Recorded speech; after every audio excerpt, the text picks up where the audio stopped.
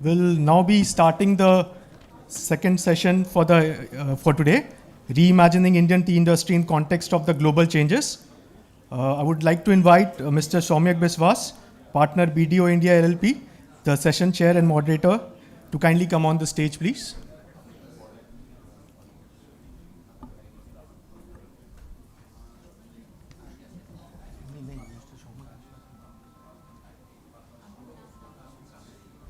Mr. Biswas, if you are here, would request you to kindly.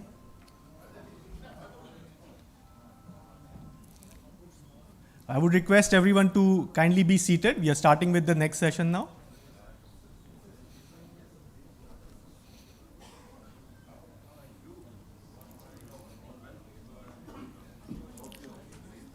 Yeah, please be seated. Thank you. I would now call upon Mr. Joydeep Phukan, Secretary TRA, to kindly come on the stage.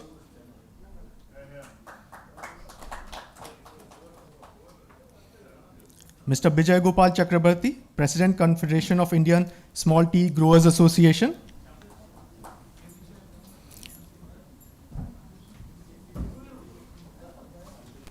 Mr. Hemendra Mathur, Co-founder, Think AG. Mr. Mathur.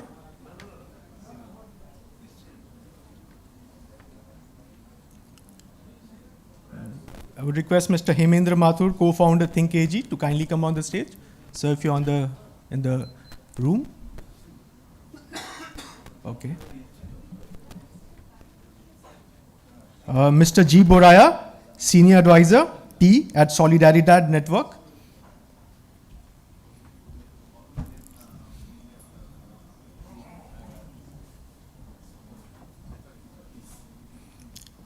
Shri Ajit Singh, Assistant General Manager, NABARD.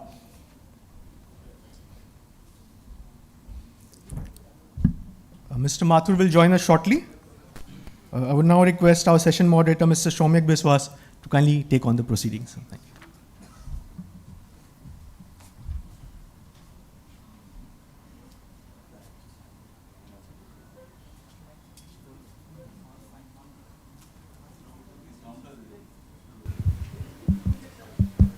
Hello.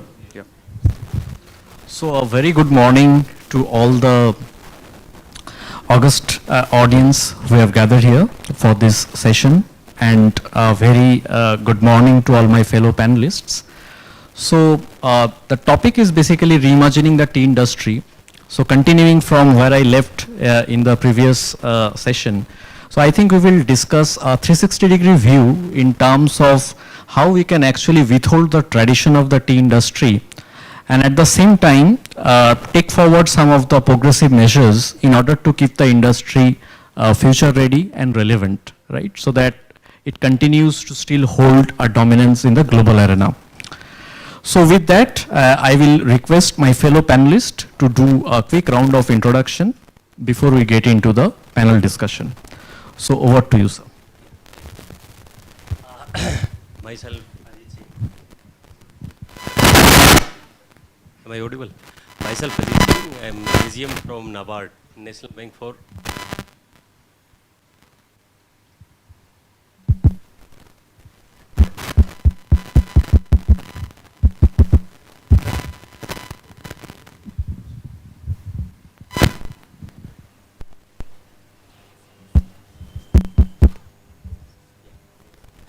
Myself, Ajit Singh. I am Assistant General Manager from NABARD, National Bank for Agriculture and Rural Development. Working as a Senior Advisor for International Civil Society.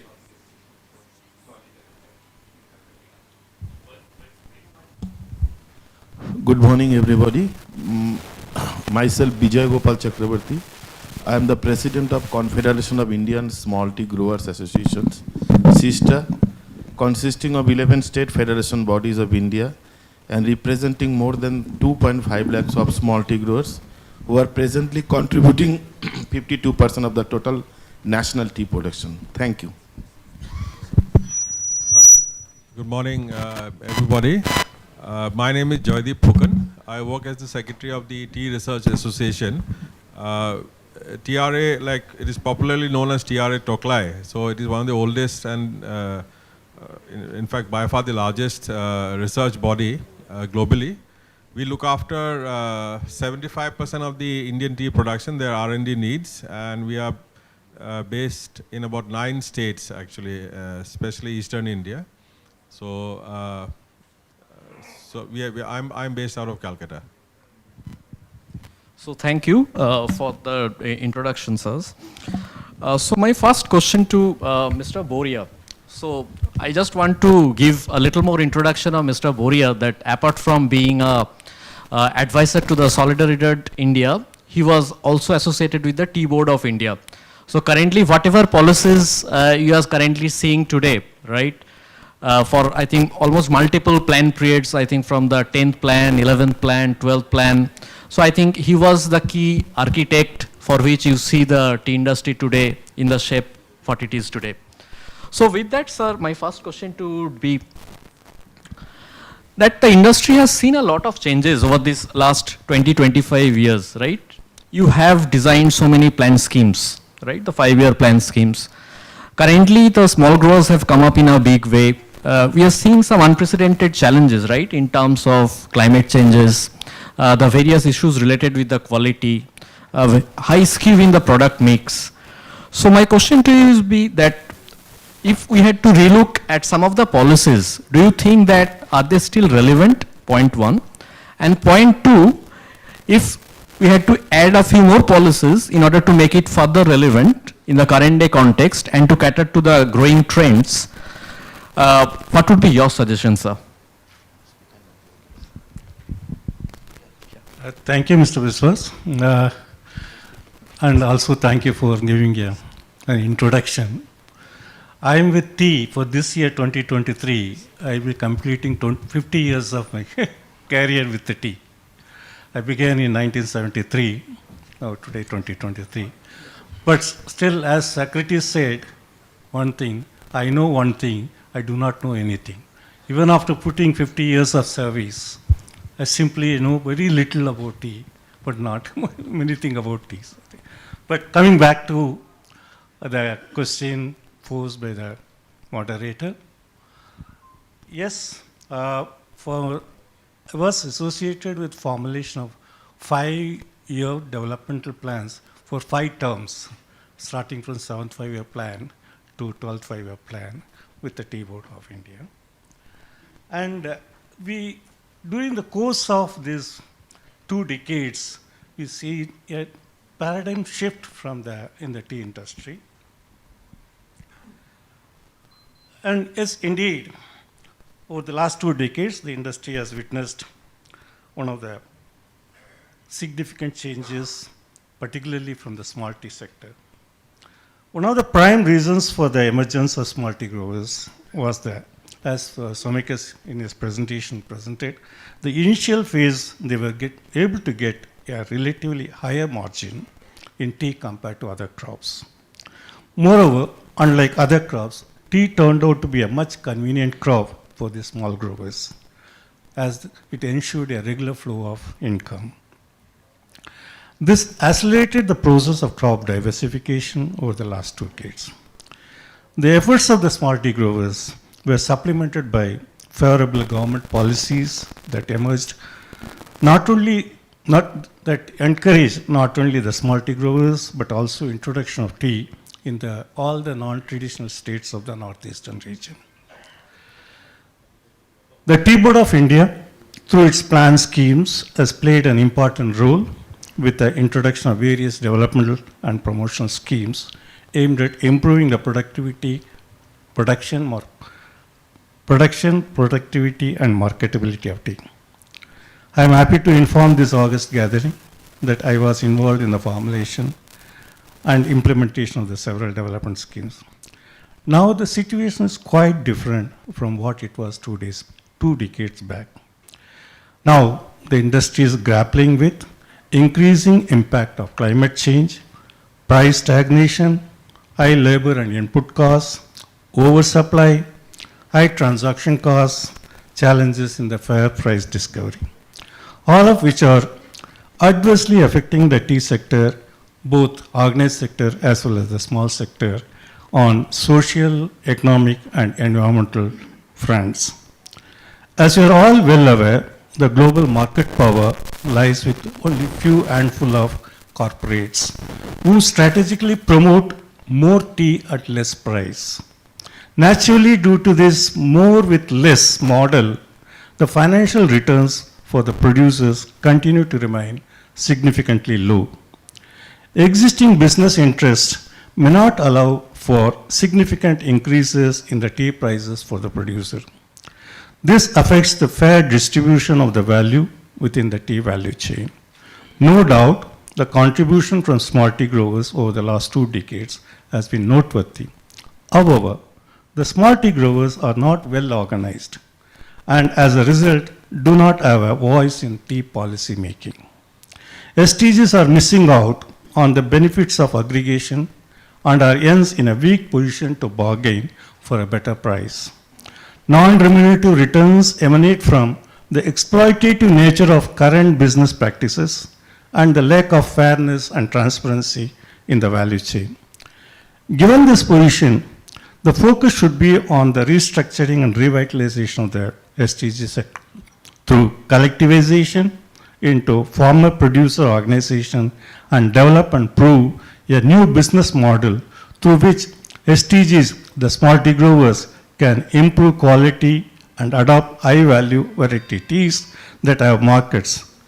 The present model, business model in which tea factories are buying green leaf from small tea growers opaque because of indirect buying through the agents. In this supply chain, small tea growers do not know to which tea factory the leaf is supplied and at what price. And neither do factories know where the leaf, whose leaf it is processing.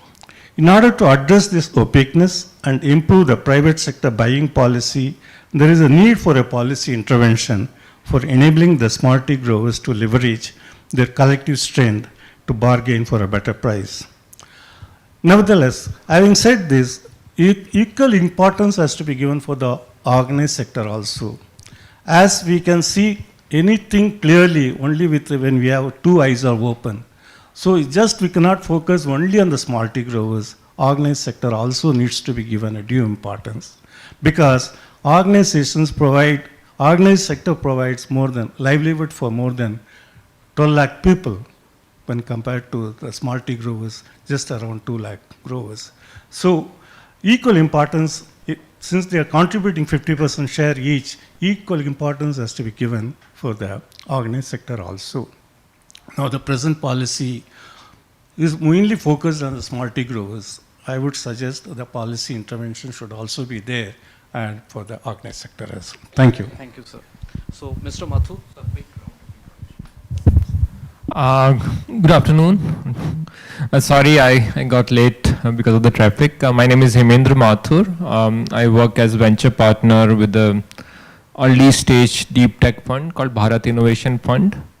I'm also co-founder of an organization called Think Ag, which connects a lot of agri-tech and food tech startups with the ecosystem to promote their innovative solutions to help them scale. In my personal capacity, I work with Government of India, state governments, multilaterals, and foundation as advisor. And I work with a lot of startups as their mentor and look forward to the discussion. Thank you.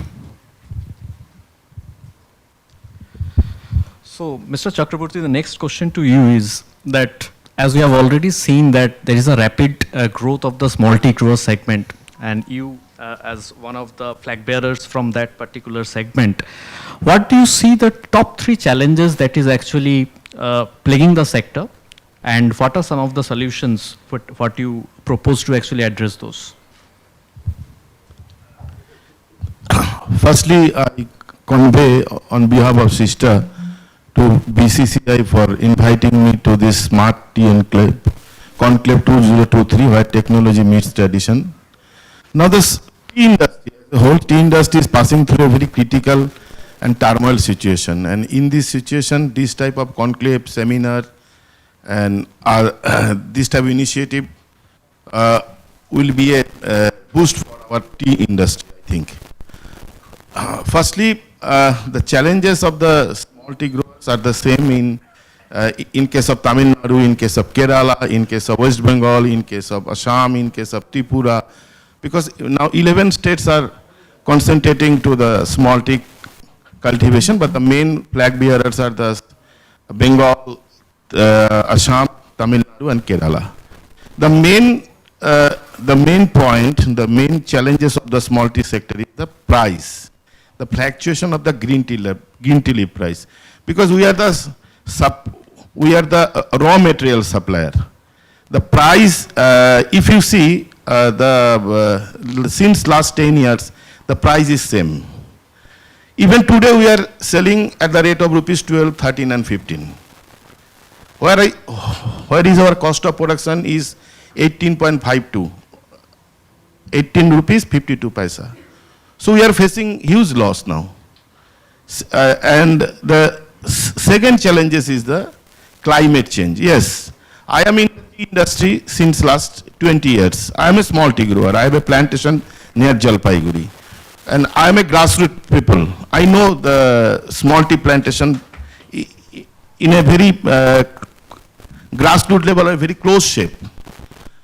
In my 20 years of tea cultivation, I faced this year the worst effect situation, as because this year, since last June month, we have not seen any rain in our area, particularly in North Bengal.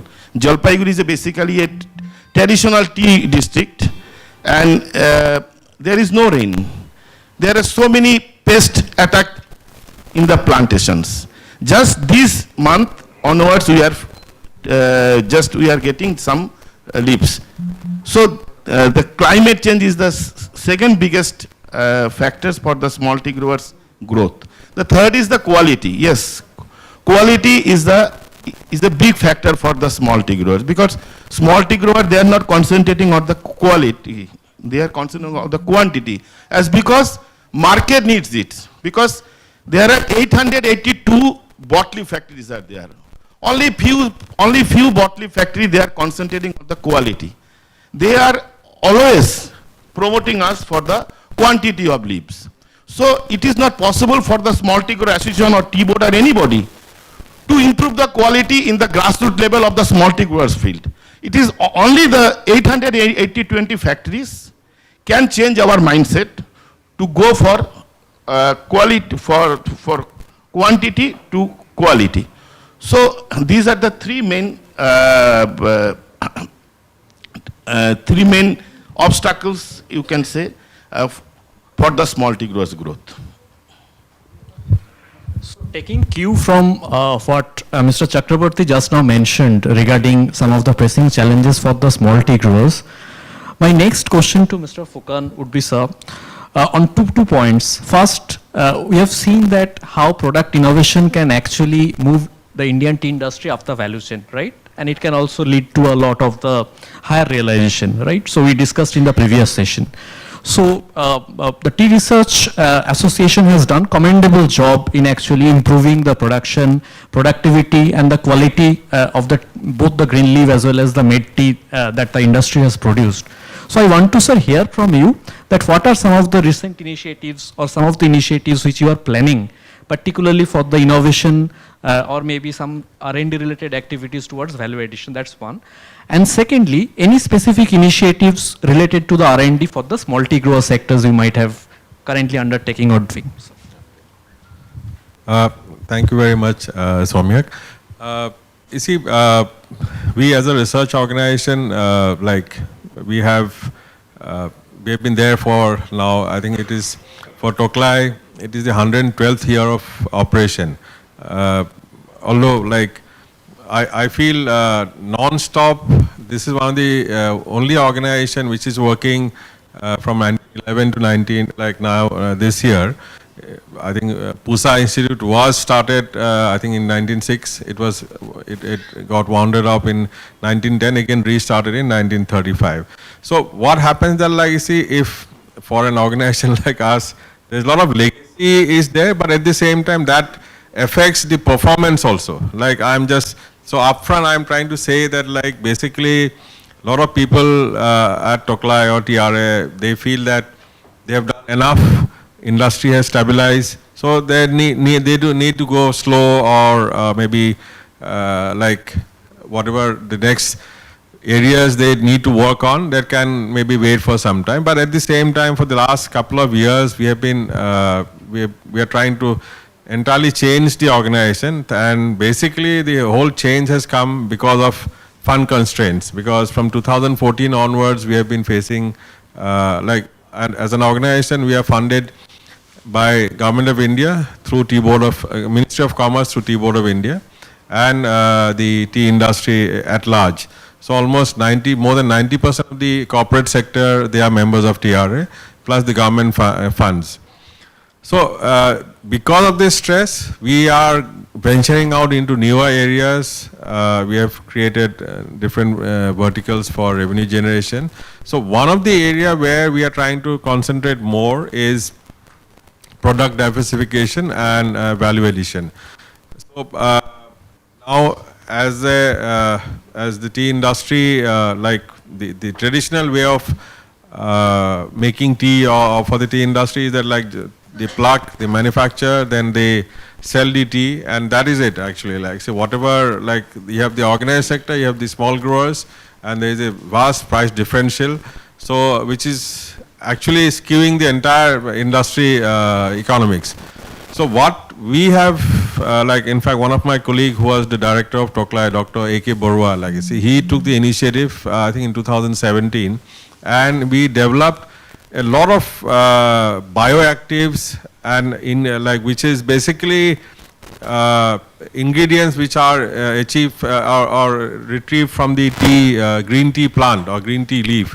So the bioactives, tea polyphenol extracts, then theaflavin, thiarubicin, these are extracts from the green leaf which goes into nutraceuticals, which goes into basically the cosmetic makeups. Now a lot of Korean companies, like you see there is a very famous company here which is a startup company called Nykaa.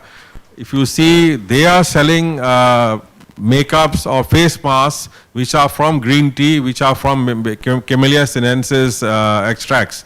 So if Korea is being able to sell to India their green leaf extracts, I think it's a huge opportunity for us to tap on this market. We have the technology at Conclave, so we are trying to now engage with the front-end people who manufacture these kind of products and trying to set up something in Assam. Government of Assam is very, very enthusiastic in setting up these kind of thing. So on product diversification, it's bioactives, which we are trying to use it for enhancing the value of tea. Per kg of tea now, suppose at best, it is sold at maybe 300 rupees, 400 rupees a kg. So the profitability for the grower would be maximum 100 rupees at the best, I am saying actually. So here maybe per kg of tea would give a minimum return of maybe 500 rupees to 600 rupees. So of course there are standards which one has to meet. So this is an area which we are trying to focus, and we are trying to, instead of making the, like of course we have the technology, now we are trying to integrate with the front end so that like the product comes out in the market. Second, some of the other initiative which Somyak, you were asking is that although we have been talking about climate change and its effects in the tea industry, but no serious or maybe a methodical approach has been taken for measuring carbon footprints in the tea industry. Like we have the tea bushes, we have the shade trees, and then we have the manufacturing setup. But the measuring the carbon footprints in a tea garden, that was not done. Maybe it is maybe our fault as a research organization, and as a policy also, like it should have been done maybe at least minimum 10 years back. So now we have started measuring the carbon footprints of about 20 gardens, thanks to Unilever, who has come forward and supported this project. And along with this, we have initiated with Tea Board to form a net zero tea committee.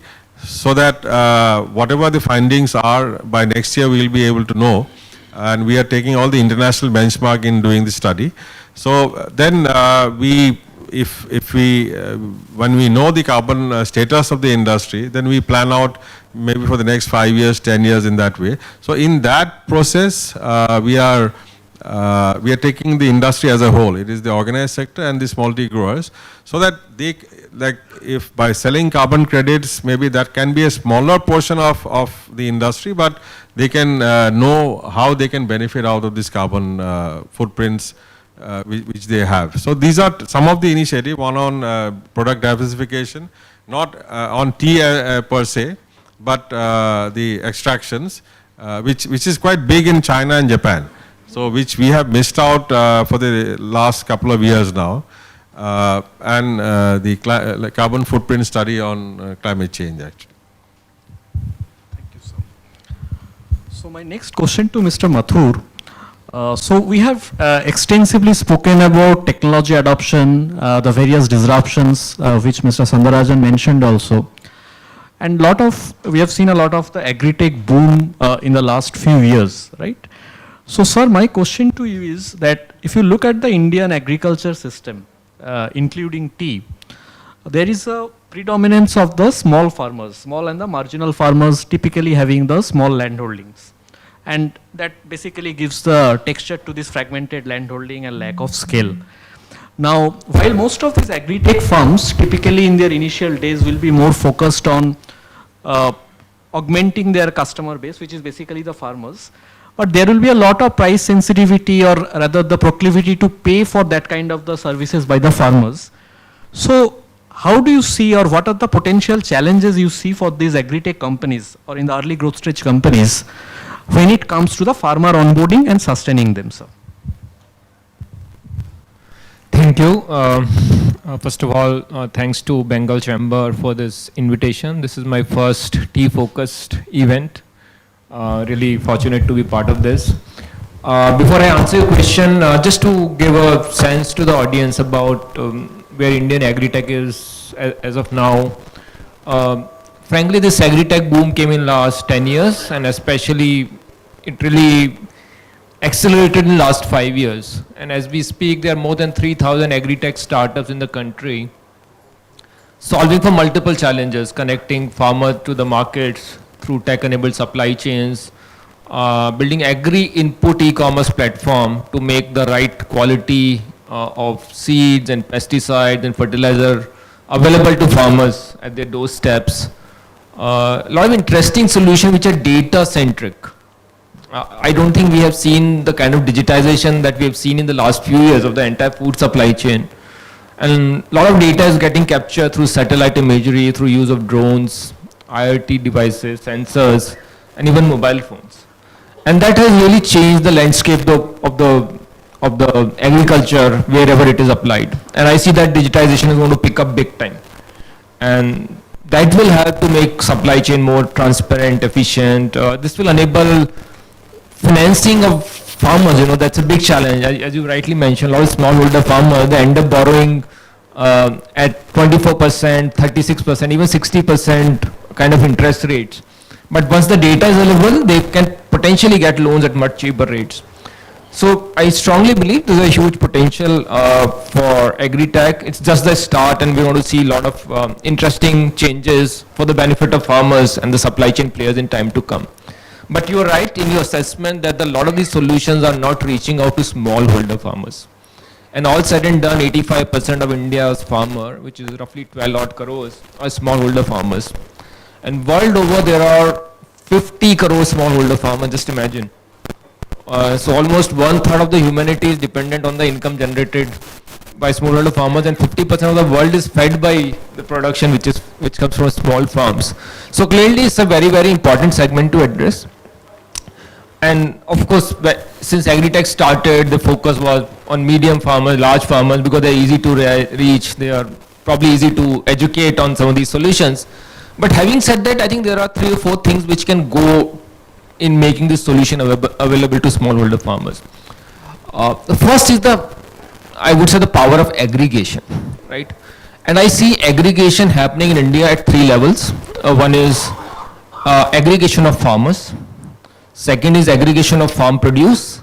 And third is aggregation of farmland, which make this solution, I would say, accessible to most of the farmers.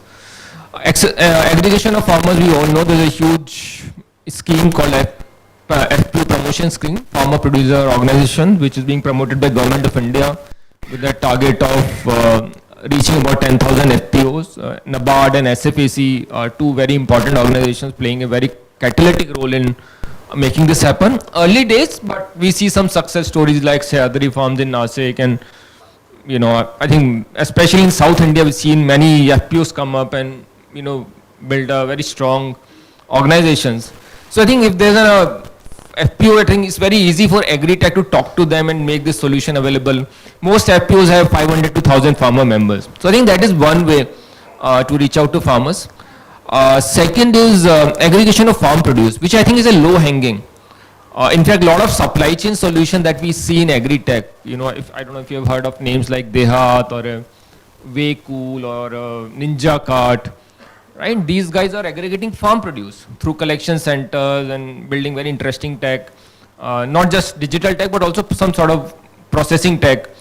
I see a lot of smallholder farmers going there and selling their produce. And what is the biggest incentive for them? That the trade is transparent. They are, there's no sort of challenge around the payments. The price discovery is pretty good. And it's not that the farmers are demanding higher price, but they want payments to be made within 24 hours, 48 hours, which most of these guys make. So I think that is already happening. Aggregation of farmland, yeah, that's a bit of a challenge in a country like India. So in my opinion, it is not the regulation which will drive it. It is the need for mechanization which is going to drive it. I'm sure as you go into the rural areas, all of us get surprised that the farm labor is not available. And even if it is available, it is becoming very expensive. So there's no question there's a need for mechanization, but the tractors or the harvesters or drones don't work on 2 acres of land or 5 acres of land. It's not economical, right? So I don't think farmer have a choice but to aggregate land, so a lot of these mechanical solutions become viable. And of course the cost of whether it's sowing or harvesting goes down significantly with use of some of these mechanical equipments. So I think these are the changes which is happening on the ground which potentially can drive agri-tech adoption among small farmers. I think second important factor, I think where government has a role to play. Look, a lot of these agri-tech startups are young. They don't enjoy trust or credibility among farmers. And for a smallholder farmer who's earning on an annual basis 1 lakh to 1.5 lakhs rupees with net income of few thousand rupees, his or her appetite is very limited for taking risk. So why would he put a sensor device in his soil? So I think that's where government comes into play, and they need to validate a lot of these solutions, right? And they have to stamp it. So I think the universities and the Krishi Vigyan Kendras or even corporates which have good brand recognition in that region can take this solution to farmers. So we need very strong local ecosystems, be it government institutions, be it corporates, be it even NGOs, for example, who have a lot of trust enjoy a lot of trust from the farmers. SHG groups, our Prime Minister talked about use of drones by some of these SHG groups in his Independence Day speech. So clearly, I think we need to build very strong rural ecosystems which can take this solution which are being developed in Bangalore or a Chennai or a Delhi or a Pune or Calcutta to tier 2, tier 3 towns and the rural hinterland. I think this is the way I see agri-tech panning out in time to come. So, sir, I can't agree with you more on that. So, the last point which you touched upon, particularly the Uberization of these models, particularly when it relates to mechanization and all, I think there's a lot of traction from the government. Of course, a lot of capacity building is required to attract more private investment over there to promote the rural entrepreneurship. So that's totally, sir, relatable. So my next question to Mr. Singh. Mr. Mathur mentioned about that collectivization of the farmers is definitely going to solve a lot of problems related to this fragmented landholding and lack of skill, the bargaining power of the farmers, and so on and so forth. So my question to you is that as we know that NABARD typically looks at most of the products which fall under the agriculture, and tea by and large falls under the commerce, right? But we want to understand from you that what are some of the key schemes or key benefits that the farm sector is getting from NABARD, and what the tea fraternity, what parallels can they draw from, because NABARD nowadays is focusing on some part on the small farmers, some part related to some of the emerging trends. So if you can highlight on both these aspects for the traditional farming community and what parallel the tea community can draw from that. Thank you very much. Start करता हूँ मैं Mathur sir की बात से, जिन्होंने अभी नाबार्ड का जिक्र किया है. एक्चुअली फार्मर प्रोड्यूसर ऑर्गेनाइजेशंस जो है वो एक बज़वर्ड है रिसेंट टाइम्स में. जब से भारत सरकार ने 10,000 FPO बनाने का एक संकल्प लिया है, जिसमें कि हर एक ब्लॉक को कवर करना है और वन प्रोडक्ट वन डिस्ट्रिक्ट के अंडर जो हर एक ज़िले में एक प्रोडक्ट आइडेंटिफाई होगा और उसके लिए जो है पूरा वैल्यू चेन सरकार जो है डेवलप करेगी इसमें. तो इसकी थोड़ी सी मैं भूमिका बताता हूँ आपको कि ये FPO का कंसेप्ट शुरू कहाँ से हुआ था. 2003 में वाई की अलग कमेटी ने रिकमेंड किया था कि फार्मर्स की एग्रीगेशन की प्रॉब्लम को देखते हुए, क्योंकि इस चीज़ को तो हम अप्रिशिएट करेंगे कि हमारी अब जैसे वेस्ट बंगाल के लिए, वेस्ट बंगाल में 92% जो होल्डिंग है वो स्मॉल और मार्जिनल कैटेगरी में फॉल करती है, और ये सिनेरियो जो है ऑल ओवर इंडिया है. तो इस छोटी सी लैंड होल्डिंग के लिए कोई फाइनेंशियल वायबल मॉडल जो है एग्रीगेशन के रूप में एक तैयार करने के लिए जो है वाई के अलग कमेटी ने स्पेशल प्रोविजंस एक्ट के द्वारा इसके लिए रिक्वायरमेंट सरकार को बताया था. उसके बाद नाबार्ड ने इस पे पायलट शुरू किया. हमने जो है इनिशियल फेज में FPO को अलग अलग ज़िलों में अलग अलग स्टेट्स में अप्लाई किया, और 2011 में हमने एक स्पेशल फंड जो है इसके लिए PODF एक फंड हमने जनरेट किया, जिसके अंडर में हमने अब तक 4,000 FPOs को, जब तक कि भारत सरकार शुरुआत करती 10,000 FPO की, तो हम 4,000 FPO ऑल ओवर इंडिया में हम जो है कंप्लीट कर चुके हैं और वो सक्सेसफुली रन कर रहे हैं. This one thing. T industry के लिए ये जो मॉडल है, जैसा आपने बताया कि यहाँ भी जो लैंड होल्डिंग है फिर स्मॉल और फ्रेगमेंटेड है, तो यहाँ भी FPO का मॉडल जो है हम टी इंडस्ट्री के लिए इम्प्लीमेंट कर सकते हैं. डायरेक्टली नाबार्ड जो है इन्वॉल्व नहीं है, लेकिन इनडायरेक्टली हम जो है रिफाइनेंसिंग प्रोवाइड करते हैं. हमारे जो रीजनल रूरल बैंक्स हैं, कोऑपरेटिव बैंक्स हैं, हमारे कमर्शियल बैंक्स हैं, तो इनके जरिए जो जितनी भी स्कीम्स ये जो आगे फंडिंग करते हैं टी सेक्टर को, टी इंडस्ट्री को, स्मॉल और मार्जिनल फार्मर्स को, तो हम जो है उसको रिफाइनेंसिंग प्रोवाइड करते हैं. और ये सबसे एक अच्छी चीज़ मैं आपको बताऊं कि KCC, I am not sure about West Bengal, but rest of India में KCC एक इनोवेटिव क्रेडिट डिलीवरी मैकेनिज्म के रूप में उभर के आया है, और इसकी संकल्पना भी, इसका थॉट भी जो है नाबार्ड ने सन 1998 में इसको स्टार्ट किया था. तो टी सेक्टर के बारे में आई am not sure that KCC is available और नॉट. अब अगर KCC अवेलेबल नहीं है तो हमारी जो सबसे पहले जो हमारा एक्शन पॉइंट यही उभर के आता है कि हम स्मॉल मार्जिनल फार्मर्स जो 1-1, 2-2 एकड़ लैंड के ऊपर खेती करते हैं, उसके लिए क्रेडिट जो है हम KCC के माध्यम से उपलब्ध करवा पाएँ. तो that can be thought of one of the things for a starter. Please. So I think on similar lines, so I want to pose this question to Mr. Chakrabarti that we also touched upon in the presentation for the aroma. What other assistance can be given to the smallholder sectors? So Mr. Singh mentioned of the Kishan credit card, so which is currently not available for the small farmers in the tea sector. So I want to ask Mr. Chakrabarti, do you think that it will add value when we also did a lot of surveys when we spoke to the small farmers. So we figured out that there are a lot of bottlenecks, a lot of challenges when farmers go and approach the banks. They require collaterals, lot of documents that need to be furnished. So I want to understand from you, sir, that what is your suggestion, firstly whether it is beneficial, and point two, what need to be streamlined so that the small farmers also get similar benefits. सबसे बड़ा बात है मथुर साहब, जो 10,000 APO का बात आप कर रहे हैं, सबसे मैंने painfully I sharing with all of you कि ये सिर्फ एग्रीकल्चर फार्मर के लिए APO है.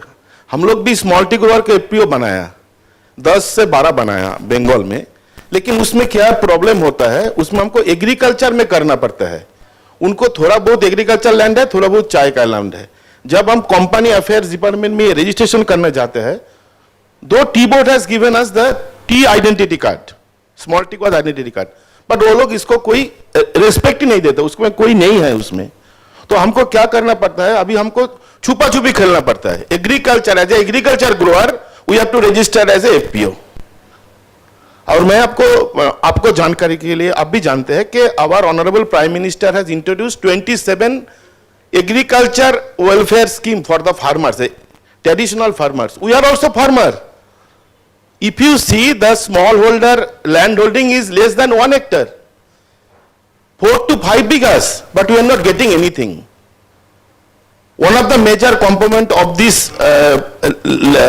farmer welfare scheme is किसान क्रेडिट कार्ड. लास्ट 10 साल से हमने नाबार्ड को बोल रहे हैं कि हमारा लिए कोई स्कीम कीजिए. आपको बेंडाकुल्ला कॉम्प्लेक्स, आपको हेड ऑफिस से फोन आते हैं, वो बोलते हैं ठीक है आपको पूरा स्कीम दीजिए, हम लोग भेजते हैं, लेकिन कुछ नहीं हुआ. Till date, there is no scheme for the small tea growers, exclusive no scheme. Lastly, we asked to Ministry of Commerce last May month. I have submitted a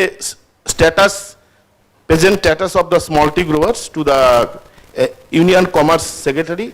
After that, कुछ हलचल मचा. टी बोर्ड को बोला अभी तुम scheme दो. So and tea board people also met with you for this. We have no insurance scheme. I am telling you. प्रधानमंत्री फसल बीमा योजना सबको मिल रहा है, स्मॉल टी ग्रोअर को नहीं मिल रहा है. But we are contributing 52%. आज स्मॉल टी ग्रोअर नहीं होता, India has to import tea from outside of our country. और भारत को जो आम नागरिक को 500 to 600 रुपीस चाय पीना पड़ते थे. But we are the sustainable supplier of low cost medium quality tea to the Indian community. आज हमारा वजह से इंडिया का जो थोड़ा लोअर कैटेगरी ये है पॉपुलेशन है, उनको 250 to 300 रुपीस का चाय मिल रहा है. So we are the blessings of the Indian tea economy, Indian economy. हम लोग जीडीपी में भी हमारा बहुत सारा ये है कंट्रीब्यूशन है, लेकिन we are not getting anything from NABARD. So it is not a complaint, it's our humble request to NABARD. So you come forward to help as well as the small tea growers like the agriculture farmer. Because sir, because in this 27 welfare scheme, there is so many scheme, pension scheme, किसान credit card, आपको प्रधानमंत्री सम्मान निधि योजना, प्रधानमंत्री organic, there are so many. So we can also avail this because it's our democratic right, because we are the farmer. So I think it will be boost our economy also and for the sustainable livelihood of large number of small growers. Thank you. So it's a very well taken point. So I think if the policymakers put a focus on these areas, I think that is going to ease a lot of pressure on the fund constraint and the existing policies as well. So my next question to Mr. Boria is on how do you actually build the competitiveness for the tea industry? We touched upon some of the structural issues, right, in terms of the outdated machinery, how we can improve the quality of the tea, what kind of the enabling infrastructure can be given to the small growers. So if we have to really improve the export competitiveness of the sector, so what are the top 3 things, sir, will be in your priority list, which you want to recommend to the government of India? Thank you. According to me, the top 3 things what we need to focus, where the industry should focus to maintain its competitiveness both in domestic and export market. The first and foremost is the promoting sustainable consumption. As India has a large consumer base, the focus should be on bolstering consumption by raising consumer awareness about sustainability issues in the domestic tea value chain, building preference for safe and sustainable produced tea, provide a rationale as to why a sustainably produced product deserves a better price. Secondly, the legal and policy alignment. The stakeholders to collaborate with the government and the regulatory authorities to create a favorable legal and policy environment, aligning the tea industry's business goals with public policy objectives. Thirdly, carbon production and reduction. Develop a coordinated approach for tea producers to innovate carbon production and reduction technology, ensuring fair price for carbon insetting and offsetting. So these are the three top things if you're in my mind. And I firmly believe that tea industry holds an immense potential to unleash its inherent strength. Given the emerging trends and challenges in the sector, there is a pressing need for concerted effort to propel the industry towards a future-ready and sustainable path by encouraging innovation, promoting sustainable practices, and embracing new technologies. The tea industry can enhance its competitiveness and adaptability in the global markets. Moreover, exploring value-added products and tapping into potential of specialty teas to cater to evolving consumer preferences are the key for sustainability of the industry over the next decade. I take this opportunity to thank the organizers for providing me an opportunity to present my views and thoughts to this August program. Thank you.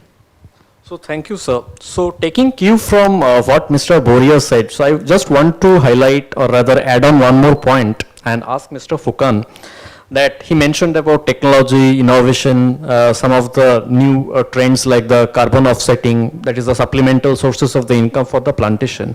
So sir, you touched upon very subtly in the previous question that there are some traditional roadblocks or challenges for the R&D sector, particularly in the tea industry. Right? So if you can mention that what are some of these challenges and what are your recommendations or prescriptions or wish list from the government, which can be actually addressed or can actually help implementation of some of the R&D schemes in the tea sector.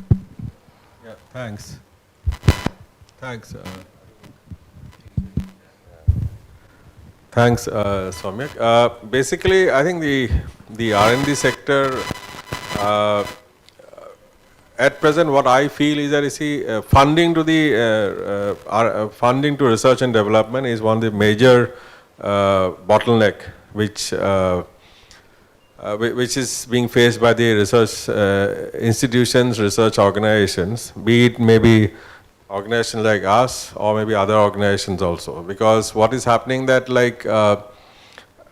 there's a lot of uncertainty whether one is going to get funding, when whether there is uncertainty whether people are going to get their salaries or not actually. So that is the basic. Then after that you do the other things of research and plan out. So I think one very good thing which has happened is the National Research Foundation bill which is being set up or passed by the government in the last parliament session with a large allocation. If you see in terms of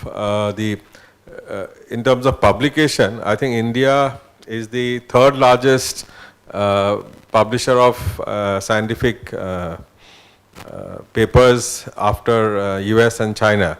But if you see the innovation index on patents, we are about according to the National Science Foundation of US actually. So we are on the patents, we are number 6.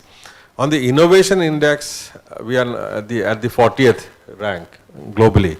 So you see, it's more towards publishing, then towards innovation, and innovation basically which is going to help the industry in trying to solve their problems. So we are more skewed towards publishing and getting it's more towards the academic side instead of the applied side.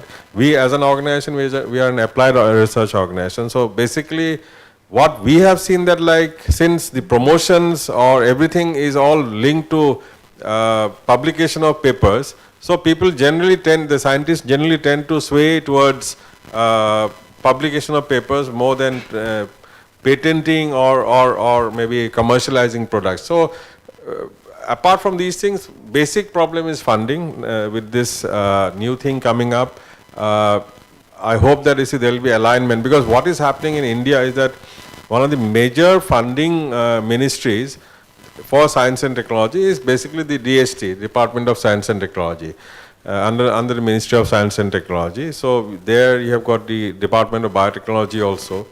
So but at the same time, they are totally disconnected with what are the requirements of other ministries. So like the Ministry of, the DST doesn't know what is the requirement of Ministry of Commerce, like tea board, coffee board, spices board, their requirements are not taken into. So like they work in silo, the other ministries work in silo. So hopefully I think in the new National Research Foundation, there will be more integration of the line ministries of in trying to route funding, in trying to identify problems, because what we have seen now, what I have seen, I am not a scientist, but what I have seen that our scientists find some ideas and they try to fit those ideas into some, they try to invent the problem actually, you see. Instead of finding the problem and then solving the, going towards solving the problem. So I think these are problems, and another thing which is there is basically interdisciplinary work among the scientific community, because suppose if I am working for entomology department which is dealing with pests and diseases, so there is a soil which is working in another district. So in the scientific organization also there is not much of coordination between one another. So it is more raised towards publication, more raised towards maybe getting projects.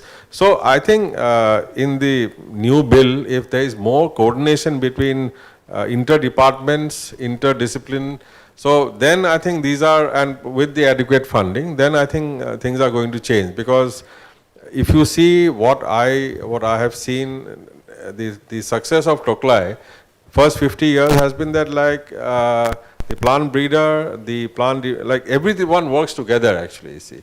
So I think we need to create an environment wherein, like you see, there is more integration in terms of like finding solutions for the industry. So, but according to me, funding is one of the biggest issue in terms of research and development as of today.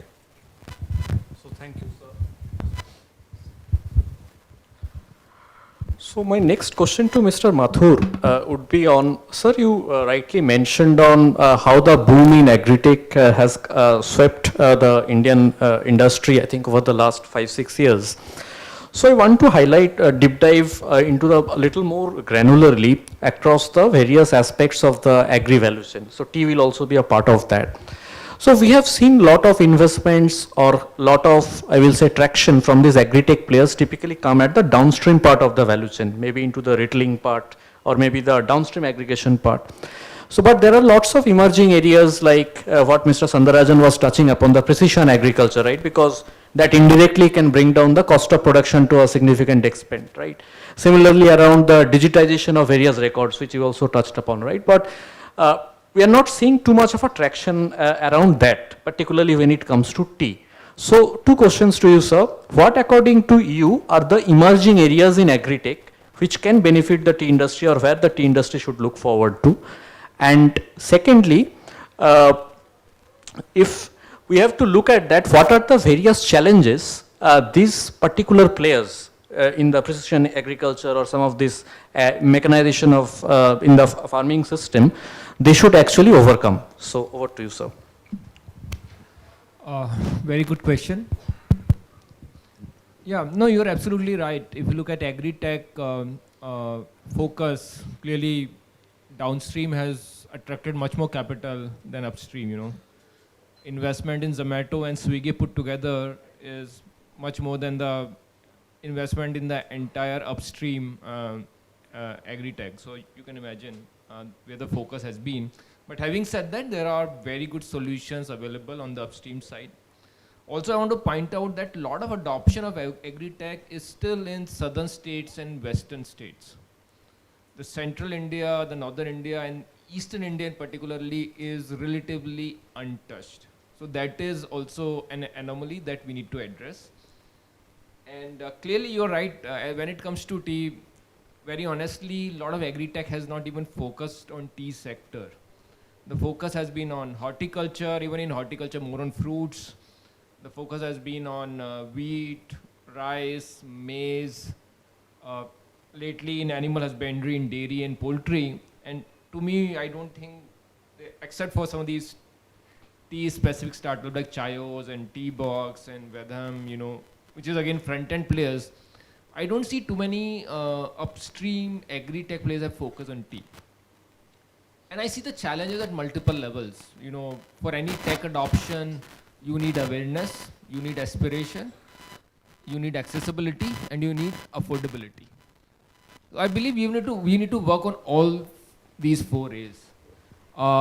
And my pitch from this forum to Bengal Chamber and all the key stakeholders of the tea industry who are sitting here today is to marry technology with tea. And for that marriage to happen, I think it's very important that as stakeholders of tea industry,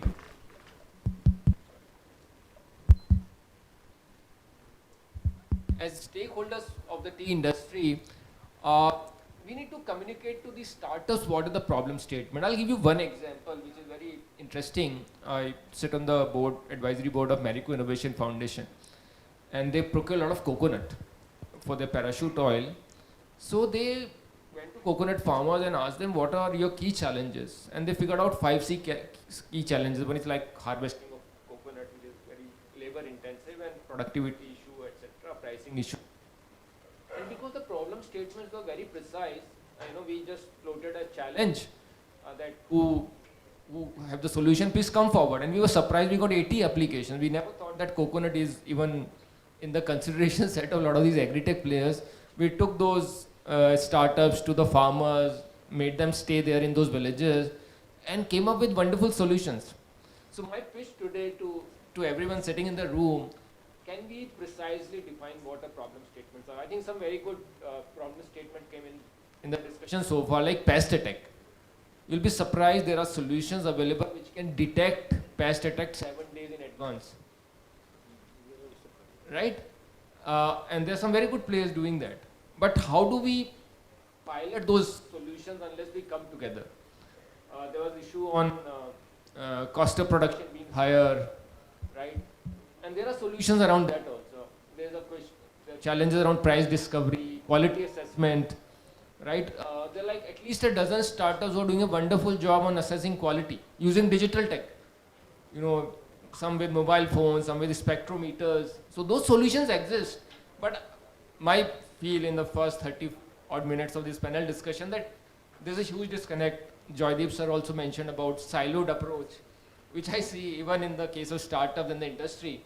So my suggestion, if really want to take this forum into an action plan, can Tea Board, can key industry players like Tata Tea or Unilevers, can some tea association which can represent small tea farmers and Bengal chambers, can they come together, define 4 or 5 challenges as precisely as they can, and we throw the challenge, right?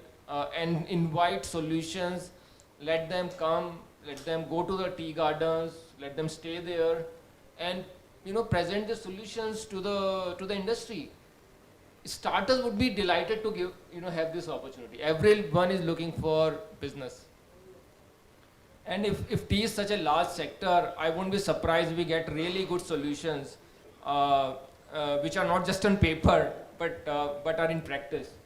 So I think that would be my suggestion to bridge this gap. I think it's high time that we build technology as integral part of any policy that we're going to make for the industry. Otherwise, we'll be left behind. Thank you so much. I would like to add what Mr. Mathur has said with the permission of the chair. You see, as an organization, like you see, from 2018, we are quite strong. Our domain in the agriculture as a research organization is quite strong. On new technology, we are zero actually. See, we don't know like the front-end technology which are there. So we took a conscious decision of marrying our strong domain knowledge with the startup the startup culture.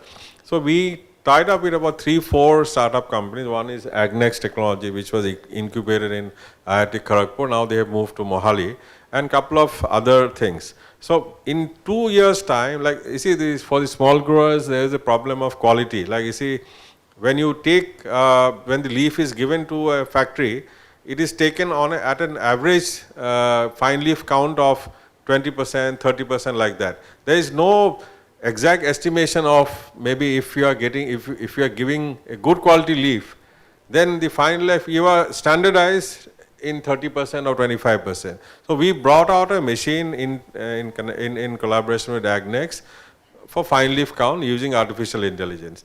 I think here few companies have taken, but what as an industry, what I have seen as a because we as a research organization have been trying to push forward the tie-up with the startup companies, trying to get problem statements and give it to them so that it's a win-win situation. The industry gets the best of technology and the startup companies get the market, like for the entire, because we have got more than 1200 tea companies, tea gardens, plus the smallholders which are there. But I feel as an industry, we need to be much open to embracing new technology. All the time saying that aage ka theek tha, abhi kharab hai. No, see, I think that thing is not going to work actually, because everywhere like people are averse to change, but we are, I think we are very, very slowly going ahead in embracing technology and new developments. I think that is why you are not seeing new technologies in the industry. People feel that whatever they were producing 30 years back, 20 years back, that is still on, whereas the world has moved on actually, you see. So, because now you clearly have, like you need to segregate tea in different segments. Yesterday, in fact, I was having an international meeting with one of the Chinese, like one Chinese participant was there from Hangzhou, and his tea company name is Zhejiang Tea Group. He says that like in China, like it was news to me. Normally we've thought that like China is having a very good demand for tea because they have diversified into bubble tea, they have diversified into tea colas, tea soft drinks and all.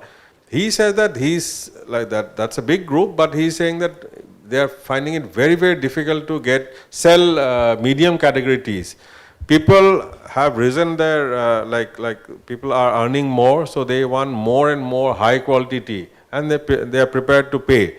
Or else you are supplying teas for production of soft drinks and all, which are plainer teas.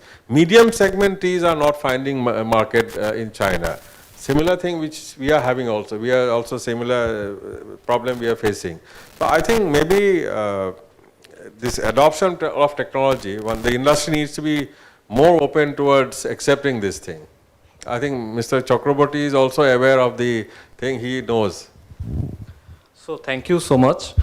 So I think we are on top of the hour. So this had been really a very insightful discussion. But since we have more panels to follow, so we'll have to So we'll have to just, before we call it a wrap, maybe a quick one or two questions from the audience, and we can call it a wrap. Yes, sir.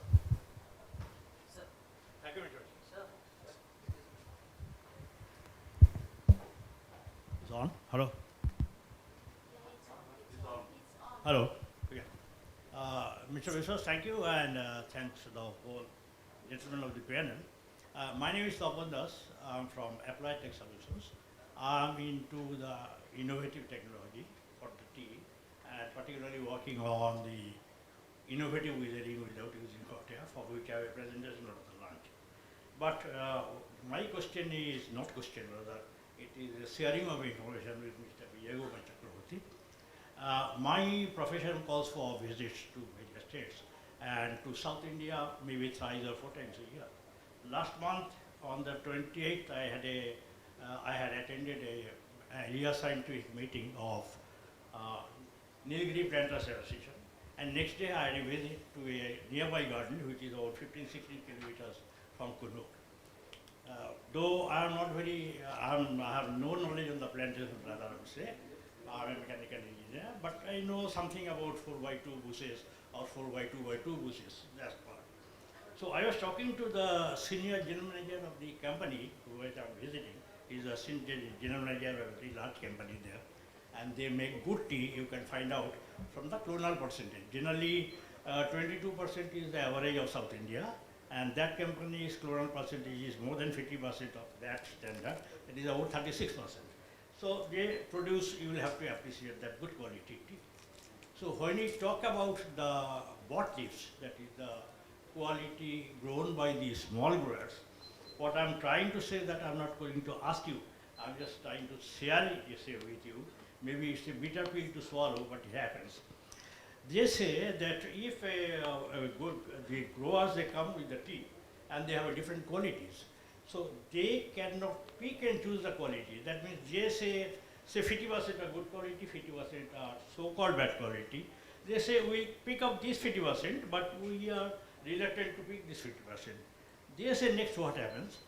There is agitation in the front of by the small growers, in the front of the district collectorate. Collectorate, either he or she is generally an IS officer. A phone call goes to tea board, and finally they will have to buy the tea, whether it is bad or good. So I cannot divulge the name of the gentleman, though he is a senior gentleman here, he is an employee person, he doesn't want to. But I can tell you, possibly this situation may be elsewhere also. Day before. Okay, so day before yesterday I had a talk with Mr. Rohat Bengal. I asked him about the water leaf tea. He said that my garden has almost 100% of our own grown tea. But Mr. Das, let me tell you, the quality of the tea which is sold as bought leaf is, use some other language, I will say very politely, is very bad quality. So when you are talking about going to the world market with good quality tea, improving the quality, is it not required that bought leaf tea quality is also up to a particular standard and not that pressure is put on the corporates to buy that? Because he said that no company in South India has the guts to go against this dictum that they will have to buy. Okay.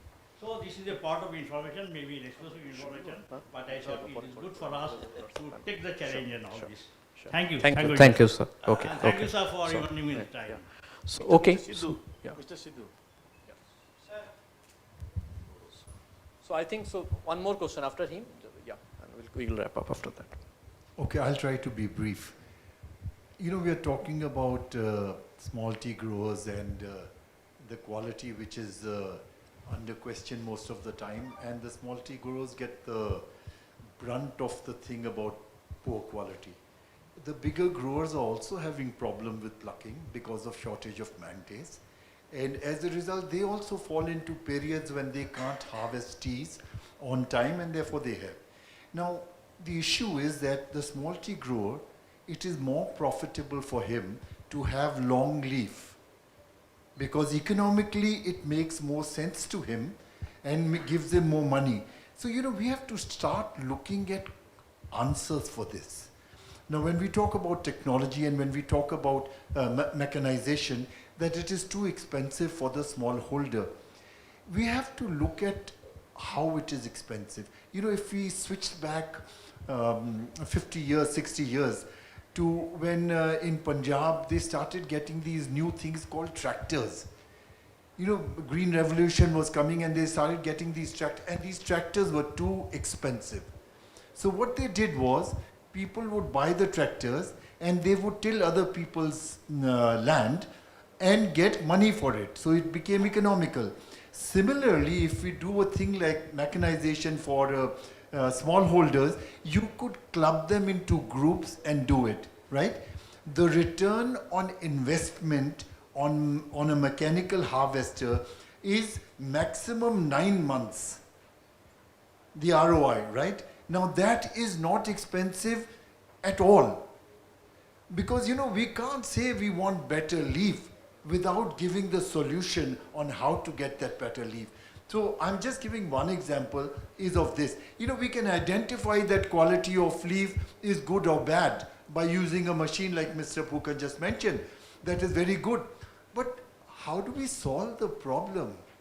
We identify it by the quality, but then we have to find a solution for the farmers. So I'll refrain from going any further, but what I'm trying to say is that we need to re-look at this cost of mechanization. It is not expensive. The machine might be expensive, but if it is giving you returns within 9 months or 8 months, it's not expensive. Thank you. Point well taken. So one last question. Yeah.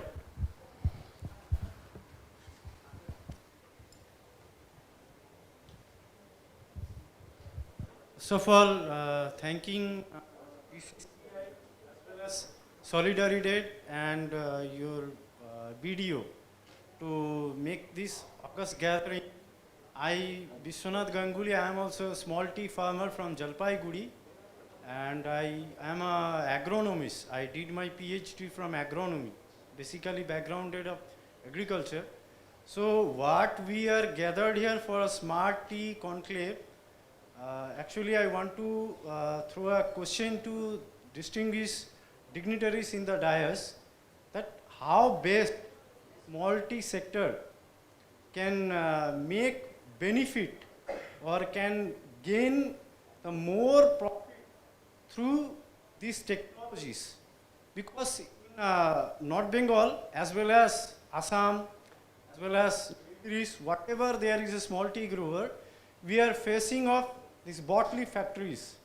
They are telling you just bring quality, but they are not giving us proper price. They are always playing a game with us. So here, what I want to share with you people, here tea board, then Solidarity, then BCCI, so many platforms are there. They has to come with some idea to solve our problem. Thank you. Mr. Das and Mr. Ganguly, their story is the same story. But Mr. Das, I am telling you, I don't know this is going on in South India if the small tea growers tea has not entered into the factory, they are agitated. This is not actually true, I am telling you. In our area, in Bengal, in Assam, we are observed that there, we had so many meetings in presence of tea board and bottle factory owners and the association. And we have taken so many decisions that below the 25 fine leaf, there will be no tea to be entered into the factory. It is going on in the 1 day, 2 day, and the 3rd day, the bad quality tea is usually taken by other bottle owners. So this is going on in every area because Mr. Ganguly is categorically told that, and I also spoken in my speech that our mindset is totally strong to produce good quality tea. I am telling you. But this voice should come from the bottle sector because 878 bottle factory can change our mindset. But 3 lakh small tea growers didn't show it from their grassroots level. So I think, and related to the technology, I am telling you just 1 minute. With the help of Solidarity Asia, and we are going, we are already working with some, one project is called Trinity project. In this project, we are already using the technology, weather-based. We are now gradually converting the small tea growers as a smart farmer. They are using the app now. And we have so many weather stations in interior areas. We have the soil moisture machine. We are using the high technology power sprayer. We are using the ultra modern pruning machine, plucking machine. So small tea growers are gradually convert themselves from the traditional farmer to be a smart farmer. And I am, it is my confident hope that in the near future, if it is going in the same pace, the small tea grower will be the main driver of the Indian tea industry in 2030.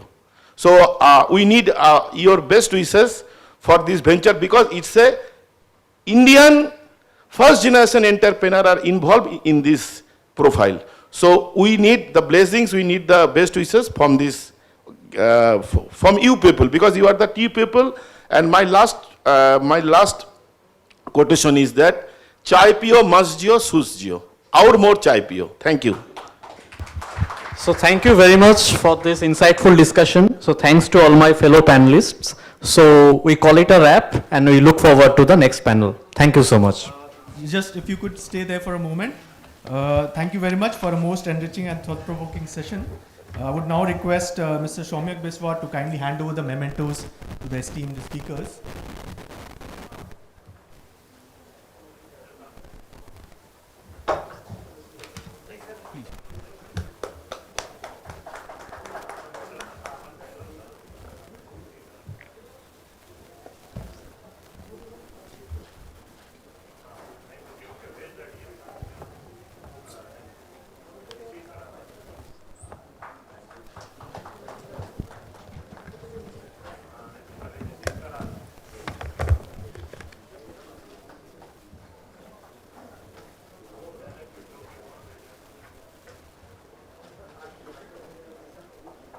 Thank you very much.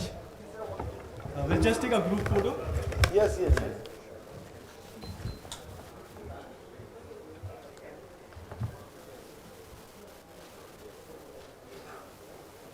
Thank you.